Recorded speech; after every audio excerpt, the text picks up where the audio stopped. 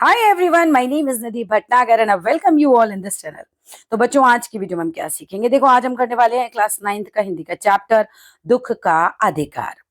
ये एक ऐसा चैप्टर है जो पढ़ने के बाद मुझे खुद भी बहुत ज्यादा महसूस हुआ कि गरीब आदमी के जीवन में मतलब क्या क्या परिस्थितियां होती हैं। उस बेचारे को तो दुखी होने का भी अधिकार नहीं है। गरीब व्यक्ति के जीवन में ये दिखाया गया कि उसको दुखी होने का अधिकार भी नहीं है। चलो पाठ से समझते हैं क्या चीजें यहाँ पर बताई जा रही हैं। मनुष्य की पोशाकें उन्हें विभिन्न श्रेणियों में बांट देती हैं। पहली लाइन ही पकड़ लो। इंसान जो कपड़े पहनता है, जो पोशाक पहनता है, वो उसे अलग अलग कैटेगरी में बांट देता है। मतलब आप सूट बूट पहन निकल जाओ, माथे पे तो नहीं लिखा आप अमीर हो गरीब हो, आपके कपड़ों से लोग आपको कैटेगराइज करते हैं। एक सूट बूट पहनने वाले आदमी को लोग क्या कहेंगे कि ये बड़ा रईस आदमी है ना, बहुत अमीर आदमी है। लेकिन वहीं एक फटे पुराने मैले कुचैले कपड़े देखते ही आदमी समझ जाएगा कि ये मजदूर वर्ग का आदमी है या ये कोई भिखारी है। इस तरीके से आपके कपड़ों से, आपकी पोशाकों से ही आपको विभिन्न श्रेणियों में यानी अलग अलग कैटेगरी में बांट दिया जाता है।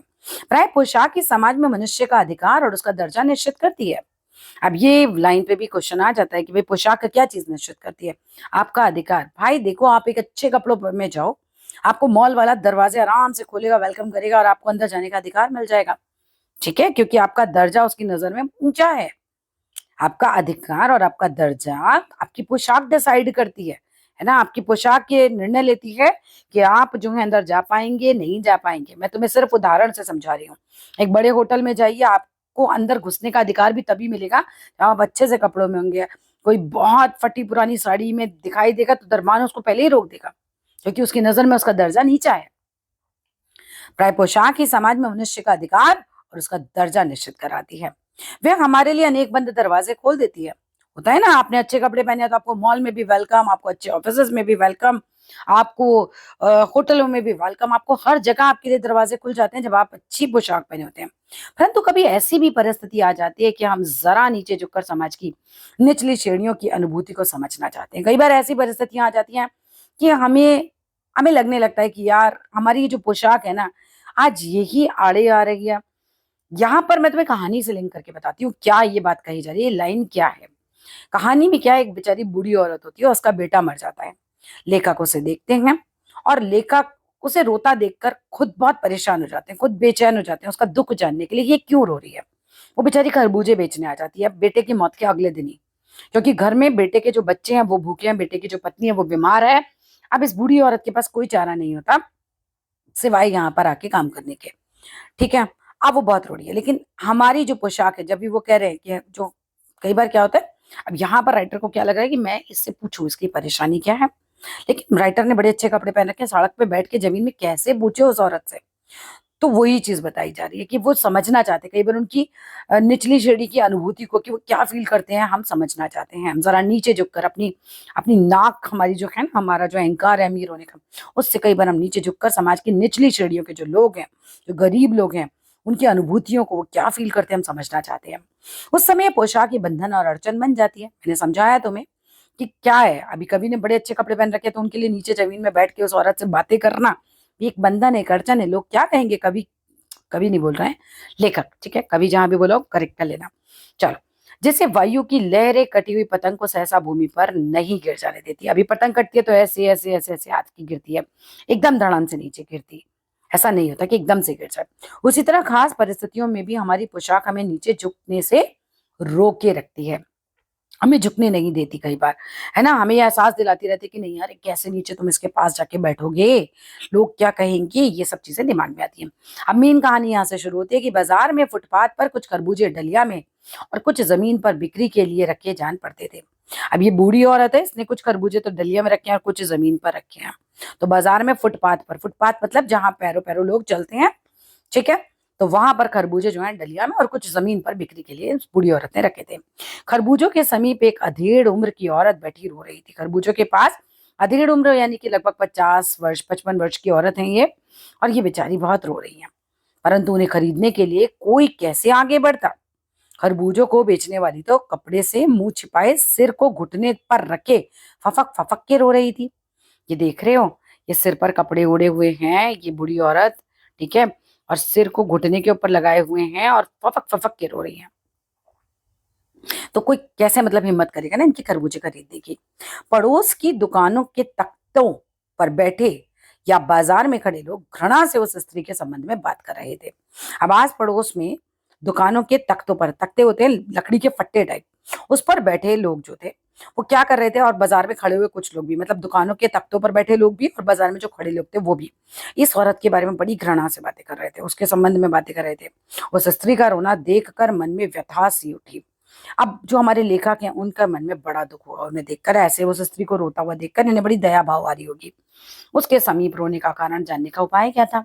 अब लेखक ये सोचते हैं मैं कैसे इसके पास जाऊं, कैसे इससे पूछूं क्या हुआ है। फुटपाथ पर उसके समीप बैठ सकने में मेरी पोशाक की व्यवधान बन खड़ी हो गई। अब आप जो लेखक है उनको लग रहा है कि भाई मैंने इतने अच्छे कपड़े पहने, मैं इसके पास फुटपाथ पे जमीन में बैठूंगा, इससे पूछूंगा, बातें करूंगा, लोग क्या कहेंगे, कैसा लगेगा ये सब। तो वो एक व्यवधान, एक अड़चन, एक हर्डल हम कह सकते हैं, वो बन गई। एक आदमी ने घृणा से एक तरफ थूकते हुए कहा, क्या जमाना है, जवान लड़के को मरे पूरा दिन नहीं बीता और ये बेहया दुकान लगा के बैठी है। अब देखो दुनिया कितनी खराब है, इसकी परेशानी को कोई नहीं समझ रहा। और क्या कहा एक आदमी ने, बहुत घृणा से, मतलब बहुत नफरत से, बहुत हेट से, है ना, ताना कसते हुए हम कह सकते हैं, पास में थूकते हुए उसने कहा कि क्या जमाना आ गया, इसका जवान लड़का मरा है, उसको पूरा एक दिन भी नहीं हुआ, और बेहया यानी कि जिसके अंदर शर्म नहीं हुई, इस औरत में शर्म नहीं है, दुकान लगा के बैठ गई है। अब दूसरे साहब, जो दूसरा व्यक्ति होता है, वो दाढ़ी को जाते हुए कह रहे हैं कि अरे जैसी नियत होती है अल्लाह भी वैसी ही बरकत देता है। यानी कि आपकी जैसी नियत है आपको भगवान भी वैसी ही बरकत देता है, वैसे ही आपके घर में पैसा आता है। सामने के फुटपाथ पर खड़े एक आदमी ने दिया सलाई यानी माचिस की तीली को, दिया सलाई की तीली यानी माचिस की तीली को कान खुजाते हुए कहा, माचिस की तीली से कान खुजा रहा है, इमेजिन कर लो एक आदमी। और क्या बोला, अरे इन लोगों का क्या है, ये कमा ये कमीने लोग रोटी के टुकड़ों पर जान देते हैं। कितनी खराब बात है, सोचो उसका बेटा मर गया, मजबूरी में वो बेचने आए, ये लोग ऐसे तानाकशी कर रहे हैं। क्या कहता है कि रोटी के टुकड़ों पर जान देते, मतलब इनके लिए तो सिर्फ रोटी सब कुछ है, इन्हें नहीं फर्क पड़ता, है ना।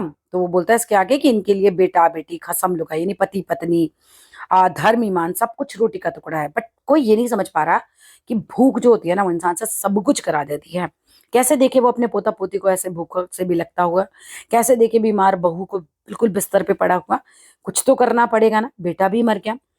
लेकिन कोई ये तो नहीं सामने से इसकी हेल्प करे, उल्टा इस पे सब ताने कस रहे होते हैं। परचून की दुकान पर बैठे लाला जी ने क्या कहा, लाला जी कहते हैं अरे भाई उनके लिए मरे जिए का कोई मतलब ना हो, पर दूसरे के धर्म ईमान का तो ख्याल रखना चाहिए। जवान बेटे के मरने पर 13 दिन का सूतक होता है। देखो जब किसी की डेथ होती है ना तो 13 दिन तक ना तो उसके घर का कोई खाता है ना, ना उनके घर में पूजा पाठ होती है, इवन साबुन वगैरह भी नहीं यूज करते, बहुत सारी चीज होती है, वो सब कहते हैं सूतक लगना, पूजा भी नहीं होती घर में। तो अगर कहते हैं ना उनके घर का कोई खा ले तो उसका धर्म ईमान खराब हो जाता है। तो इस तरह की बातें हमारे समाज में की जाती हैं। तो कहते हैं कि भाई आपके लिए मरे जिए का कोई मतलब नहीं है, मतलब इस औरत को तो नहीं फर्क पड़ रहा अपने घर में, लेकिन दूसरों के धर्म ईमान का तो ख्याल रखे कि भाई इसके खरबूजे जो खा लेगा उसका धर्म ईमान भ्रष्ट हो जाएगा इन लोगों के हिसाब से, है ना। जो परचून पे बैठा दुकानदार कह रहा है उसके हिसाब से लोगों का धर्म ईमान खराब हो जाएगा, क्योंकि जवान बेटे के मरने पर 13 दिन का सूतक होता है। और वह यहाँ सड़क पर बाजार में आकर खरबूजे बेचने बैठ गई, है ना। 13 दिन का सूतक होता है और ये सड़क पर बाजार में आकर खरबूजे बेचने बैठ गई। 1000 आदमी आते जाते हैं, कोई क्या जानता है कि इसके घर में सूतक है, मतलब कोई भी ऐसे खरीद लेगा अनजान आदमी तो उसको तो पता ही नहीं होगा सूतक है, और वो खा लेगा तो क्या हो जाएगा इनके हिसाब से, मतलब कोई इसके खरबूजे खा ले तो उसका धर्म ईमान कैसे रहेगा, क्या अंधेर है, मतलब कितने ऑर्थोडॉक्स लोग दिखाए गए हैं। पास पड़ोस की दुकानों से पूछने पर पता लगा, अब हमारे लेखक पास पड़ोस की दुकान पे पता करते हैं, उन्हें पता लगता है कि इसका 23 बरस का जवान लड़का था, घर में उसकी बहू और पोता पोती है। लड़का था यानी कि लड़के की मृत्यु हो गई है। अब घर में लड़के की पत्नी यानी कि बुढ़िया की बहू है और उसके बच्चे हैं, लड़के के पोता पोती हैं। लड़का शहर के पास 1.5 बीघा भर जमीन में कचियारी करके परिवार का निर्वाह करता था। खरबूजों की डलिया बाजार में पहुंचाकर कभी स्वयं सौदे पर बैठ जाता था, कभी माँ बैठ जाती थी। तो ये बच्चा जो है ये फसल वगैरह उगाता होगा, खरबूजे वगैरह जो है ये डलिया में कभी खुद बैठ जाता था बेचने के लिए लाके, या कई बार इसकी माँ बैठ जाती थी बेचने के लिए। लड़का परसों सुबह मुंह अंधेरे बेलों में से पके खरबूजे चुन रहा था। अब क्या घटना हुई, कैसे इस बच्चे की मृत्यु हुई ये दिखाया जाता है इस लड़की की। बच्चा तो नहीं है, शादीशुदा है, इसके बच्चे भी हैं, बुढ़िया का बेटा बोल सकते हैं हम, बूढ़ी औरत का बेटा बोल सकते हैं हम। मुंह अंधेरे यानी कि बिल्कुल तड़के, जैसे होता है ना 4:30-5 बजे का टाइम जब होता है ना, बिल्कुल अंधेरा होता है, उस समय पे ये लड़का जो था खरबूजे चुन रहा था।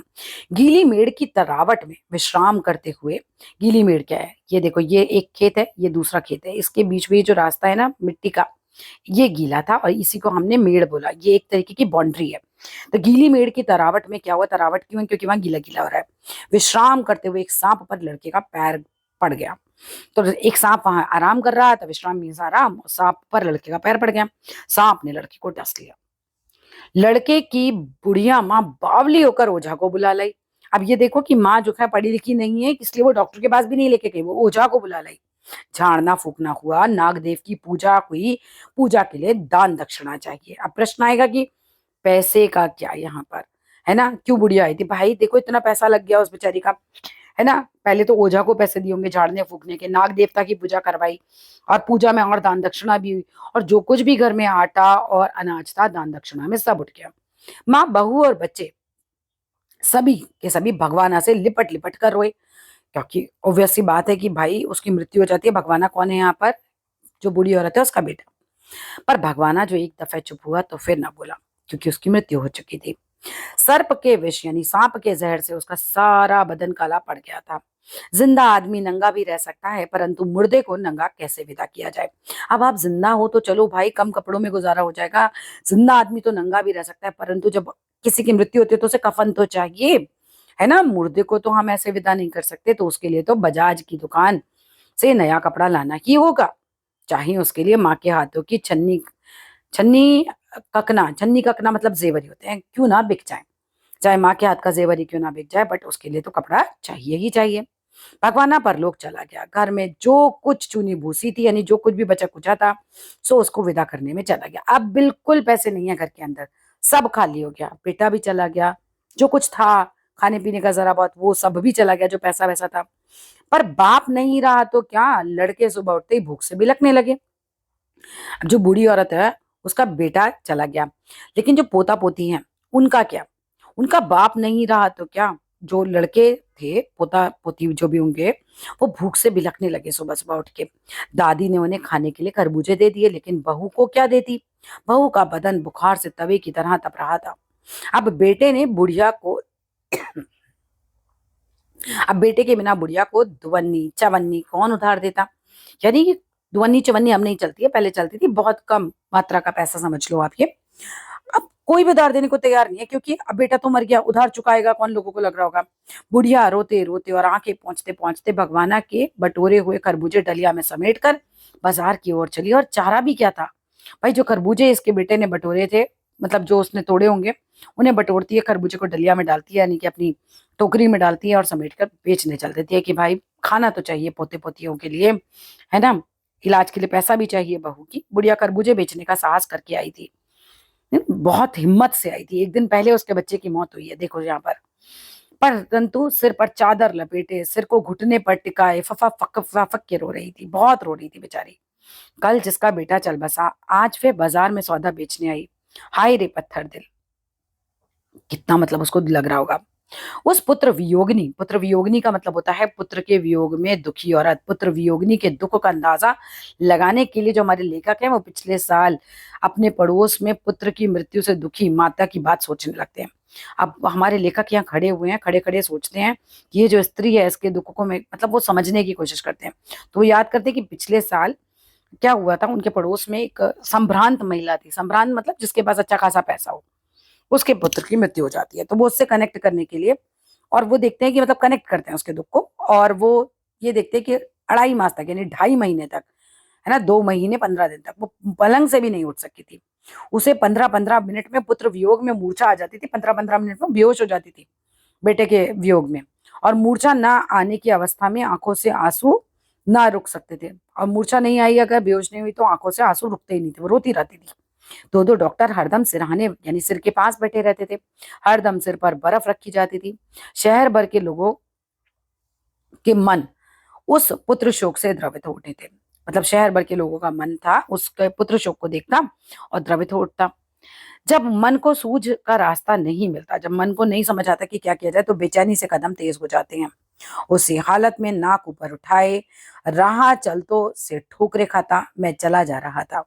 अब हमारे लेखक चले जा रहे हैं और सोचे जा रहे हैं। और क्या सोच रहे थे कि शोक करने का, गम मनाने के लिए भी सहूलियत चाहिए, दुखी होने का भी एक अधिकार होता है।